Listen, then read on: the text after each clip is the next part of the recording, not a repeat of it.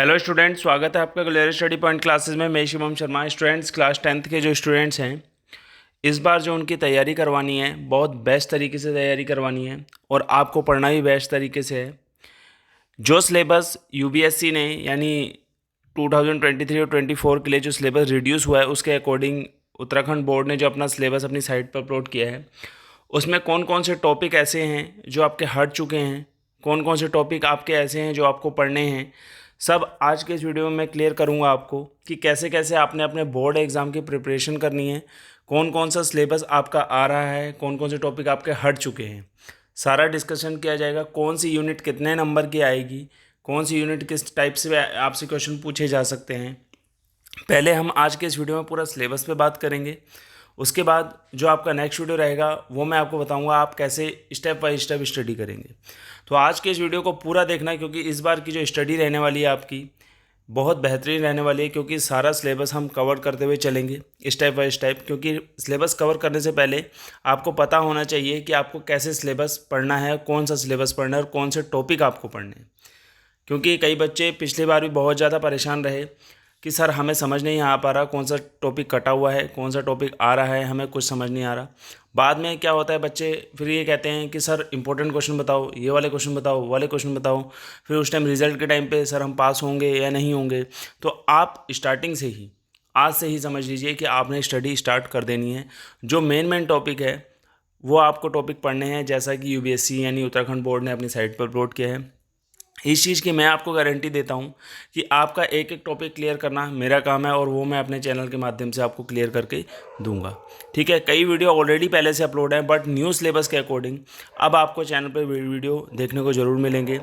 Maths हो, science हो, जो भी आपका सब्जेक्ट है, जितने भी सब्जेक्ट हैं, जो पॉसिबिलिटी जितने ज़्यादा सब्जेक्ट, चाहे वो अकाउंट से रिलेटेड हो, चाहे पीसीएम से, चाहे बायो से, चाहे आर्ट साइड से, चाहे कॉमर्स से, चाहे अदर, आपके 10th में तो ऑलरेडी सारे सब्जेक्ट कंपलसरी रहते हैं।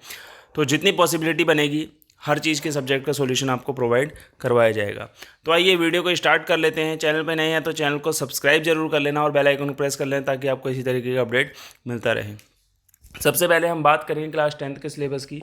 ठीक है, तो यहाँ पे आप एक चीज़ का ध्यान रखिएगा, जो जो टॉपिक मैं आपको बता रहा हूँ, चाहे आप अपनी एनसीईआरटी बुक से मैच कर लें या आप चाहे अपनी एक नोटबुक में इसको नोट कर लें। क्योंकि देखो, यही टॉपिक आपने पढ़ने हैं, इसके अलावा आपने ना तो किसी तरफ देखना है, ना ही किसी की बात सुननी है, ना ही कुछ करना है। चाहे कोई कुछ भी बोलता रहे, आपने उस चीज़ को छूना भी नहीं है।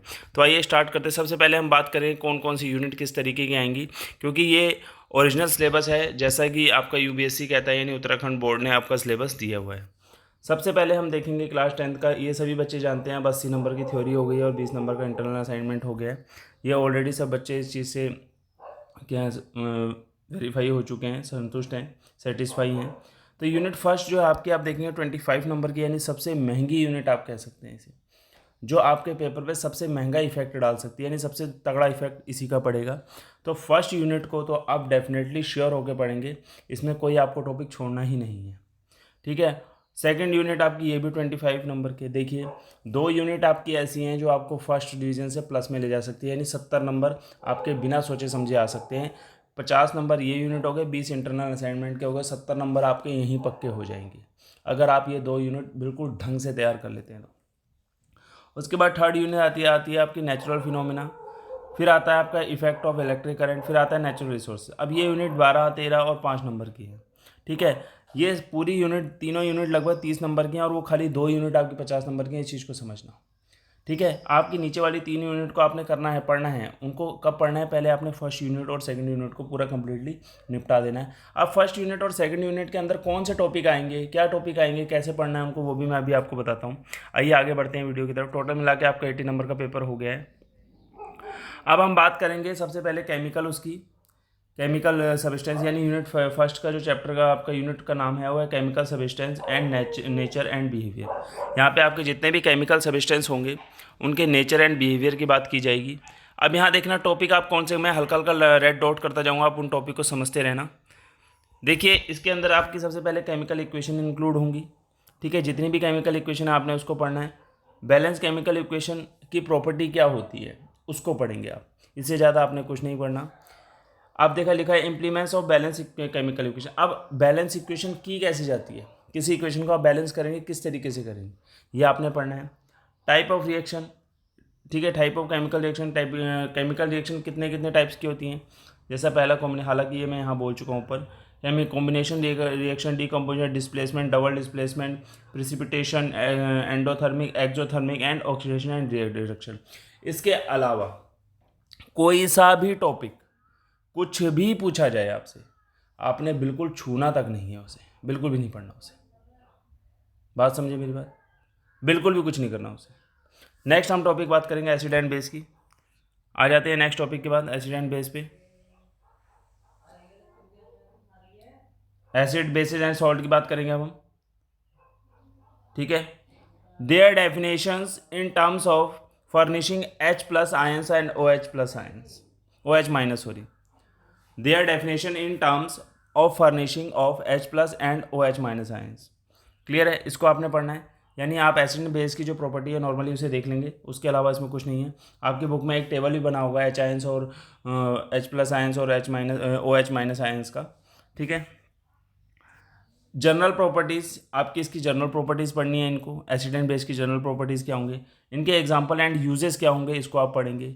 न्यूट्रलाइजेशन रिएक्शन क्या है, उसको आपने पढ़ना है। पीएच स्केल का जो कॉन्सेप्ट है रिलेटेड टू लॉगरिथम, यानी जो टेबल बना आता है उसके अकॉर्डिंग, ठीक है। 0 से लेकर 14 के बीच में जो आपका है, आपने 0 टू अप टू 14 तक का जो है उसको आपने पूरा अच्छे से कॉन्सेप्ट क्लियर करना है। हमारी डेली लाइफ में पीएच की क्या वैल्यू है, इसको आपने देखना है। Preparation and uses of sodium hydroxide, sodium hydroxide को कैसे प्रिपेयर किया जाता है और इसके क्या क्या यूज हैं। एग्जांपल फॉर बेस साबुन जो हो गया आपका, bleaching powder, baking soda, washing soda and plaster of Paris. इसके अलावा आपने कुछ भी नहीं देखना है, पीओपी वगैरह ये सब चीज़ें। ये आप टॉपिक बिल्कुल ध्यान से समझ लीजिए, बहुत अच्छे तरीके से मैं आपको एक्सप्लेन कर रहा हूँ, क्योंकि हमने इस बार बेस्ट स्टडी करनी है, बेस्ट स्टडी, ठीक है। और चैनल को सब्सक्राइब कर लीजिए, अगर अभी आपने सब्सक्राइब नहीं किया तो वीडियो को जितना शेयर कर सकते हैं उतना शेयर कीजिए। आगे देखेंगे मेटल एंड नॉन मेटल की अगर हम बात करें तो, मेटल एंड नॉन मेटल, सबसे पहले आपने मेटल एंड नॉन मेटल की सिर्फ प्रॉपर्टी पढ़नी है। डेफिनेशन तो ऑलरेडी पढ़ेंगे, जब प्रॉपर्टी पढ़ेंगे तो रिएक्टिविटी सीरीज में देखना है, उसके अंदर क्या देखेंगे, formation and properties of ionic compounds, ठीक है, इसको आपने देखना है। बेसिक मेटलर्जी प्रोसेस जो होती है, जिसमें आपको कोरोजन और आपका क्या आ जाए, प्रिवेंशन आ जाएगा, ठीक है। कोरोजन और प्रिवेंशन यानी जंग लगेगा तो उसके क्या उपाय होंगे उसे बचाने के, ठीक है, इसको आप समझेंगे।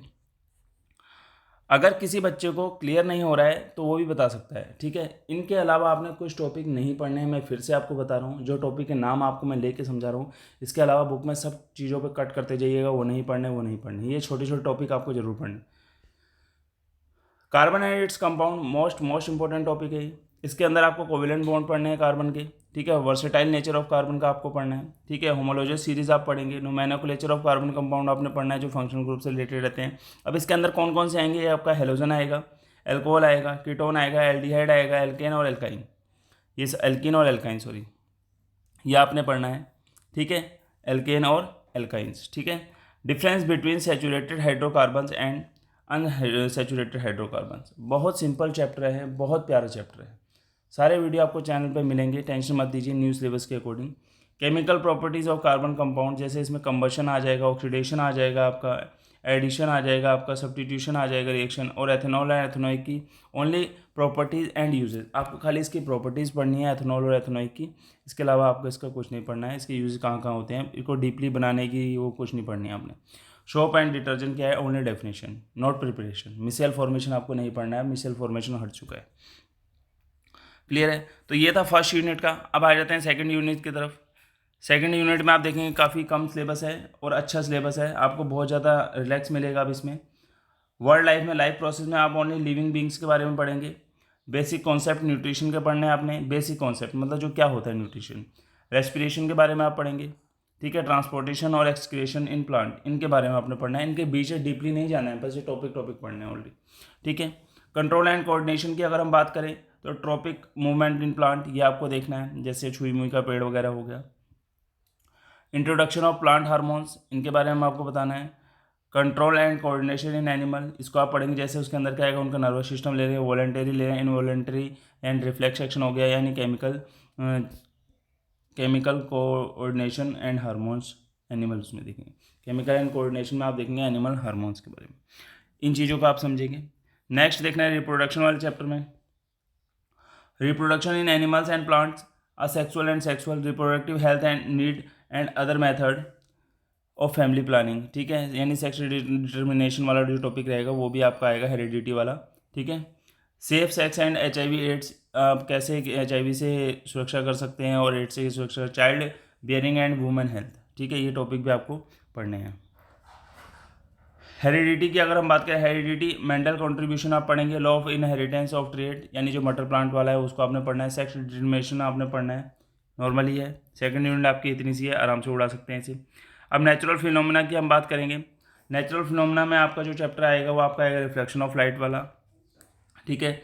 Reflection of light by curve surface, curve surface बोले तो आपका स्पेरिकल मिरर वाली जो है, ठीक है।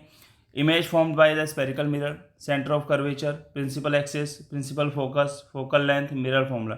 डेरिवेशन नॉट रिक्वायर्ड, इसमें डेरिवेशन की कोई रिक्वायर्ड नहीं होगी, यानी कहने का मतलब इसमें आपको प्रूव करके नहीं दिखाना पड़ेगा, ये खाली आपको पढ़ने हैं, ठीक है। मैग्नीफिकेशन की बात करेंगे, मैग्नीफिकेशन क्या होता है, व्हाट इज़ मैग्नीफिकेशन, ठीक है, वो भी आपका इसमें आएगा। रिफ्रैक्शन क्या है, रिफ्रैक्शन क्या होगा, इसके लॉ क्या होंगे, रिफ्रैक्टिव इंडेक्स क्या होता है, ये आपको बताना है। Refraction of light by spherical lens, refraction देखो हमेशा लेंस में होगा, तो लेंस की इसमें प्रॉपर्टी आएंगी, लेंस की इमेज कैसे फॉर्म्ड होती है वो आपको बताना है, लेंस फॉर्मूला आप बताएंगे, उसको प्रूफ नहीं करना है। Magnification of lens and power of lens, ये आपको पढ़ना है। अब यहाँ बात करेंगे, अब आता है फंक्शन ऑफ ह्यूमन आइज। अब ह्यूमन आई वाले चैप्टर पे आ गए हम, लेंस वाले से हटके, ठीक है, जो आपका फर्स्ट चैप्टर रिफ्लेक्शन वाला उससे हटके हम ह्यूमन आई वाले पे आ गए हैं, ठीक है। तो फंक्शन ऑफ और lens of human eye, defective vision and their correction, यानी इसमें आपका मायोपिया एंड हेट्रोट्रोपिया और मेट्रो जो आपका है वो सब आएंगे। Application of spherical mirror and lens, ठीक है, इनके एप्लीकेशन क्या होंगे स्पेरिकल मिरर की और लेंस की। यहाँ पे ना फर्स्ट जो लाइट वाला चैप्टर है और ह्यूमन आई वाला चैप्टर है उसको मिक्सअप करके दे रखा है, तो आप ये सिर्फ टॉपिक नोट कर लीजिए, इसके अलावा फालतू कुछ मत पढ़िएगा। Reflection of light through a prism, dispersion of light, scattering of light and application in a daily life, ठीक है, इसको आप पढ़ लेंगे। अब आता है आपकी लास्ट यूनिट जो सबसे बेस्ट और बहुत अच्छी यूनिट है, हाउ थिंग वर्क, ठीक है, इसकी थीम क्या है, हाउ थिंग वर्क, एंड जो चैप्टर का आपका नाम है, जो यूनिट है, इफेक्ट ऑफ करंट, करंट का क्या इफेक्ट पड़ेगा, ठीक है। अब यहाँ देखेंगे, इसमें सबसे मेन टॉपिक इलेक्ट्रिक करंट आपको पढ़ना है, पोटेंशियल डिफरेंस पढ़ना है और इलेक्ट्रिक करंट आपका इसके अंदर आपका आएगा, ठीक है। ओम्स लॉ पढ़ेंगे, ओम्स लॉ में जब प्रूव करते हैं रेसिस्टेंस आ जाता है, फिर उसके बाद रेसिस्टी आ जाएगा, फिर रेसिस्टेंस के क्या फैक्टर हैं वो किस पे डिपेंड करते हैं वो आपने पढ़ना है। सीरीज कॉम्बिनेशन के बारे में पढ़ेंगे, रेसिस्टर के पैरेलल कॉम्बिनेशन के बारे में आपने पढ़ना है, ठीक है। कॉम्बिनेशन ऑफ रेसिस्टर में आएगा आपका ये सीरीज और पैरेलल। डेली लाइफ में हमारे इनके क्या यूजेस हैं, इनकी एप्लीकेशन को बताएंगे आप। Heating effect of electric current आप पढ़ेंगे, एप्लीकेशन इन डेली लाइफ, ये नॉर्मली है। इलेक्ट्रिक पावर इंटरलेशन PVIR, यानी PVIR के बीच में जो रिलेशन होता है इलेक्ट्रिक पावर का वो भी आपको समझाना है, यानी जब इसको प्रूव करके आप समझेंगे, जो 3 फॉर्मूलाज आप बनाते हैं उस पर बात करेंगे। सेकंड चैप्टर आपका आ गया मैग्नेटिक इफेक्ट ऑफ करंट, इसके अंदर आप मैग्नेटिक फील्ड को लेंगे, फील्ड लाइंस को लेंगे, field due to a current carrying conductor, field due to a current carrying coil या सोलिनॉइड जिसको आप बोल सकते हैं वो आपका आएगा। Force on a current carrying conductor, इसको आपको लेना है। फ्लेमिंग लेफ्ट हैंड रूल आप इसको लेंगे, फ्लेमिंग लेफ्ट हैंड रूल आया है, राइट रूल की अभी बात नहीं की है, ठीक है, देख लेते हैं छोटा करके, हाँ ओनली लेफ्ट हैंड रूल है, राइट हैंड रूल को अभी हटा दिया गया है, राइट हैंड रूल इसमें नहीं है, ठीक है। Direct current, alternating current, frequency of AC, advantage of AC and DC, domestic electric circuit क्या होते हैं इसके बारे में आप पढ़ेंगे। नेक्स्ट आप यहाँ देखेंगे जो हमारा नेचुरल रिसोर्सेज है, अवर इन्वायरमेंट, इकोसिस्टम इसके अंदर आपका आएगा। इन्वायरमेंटल प्रॉब्लम आपकी आएगी, ओजोन डेप्लेशन आपका आएगा, वेस्ट प्रोडक्शन आपका आएगा एंड देयर सॉल्यूशन के क्या क्या सॉल्यूशन हो सकते हैं। Biodegradable and non biodegradable substance जो हैं उनको आपने पढ़ना है।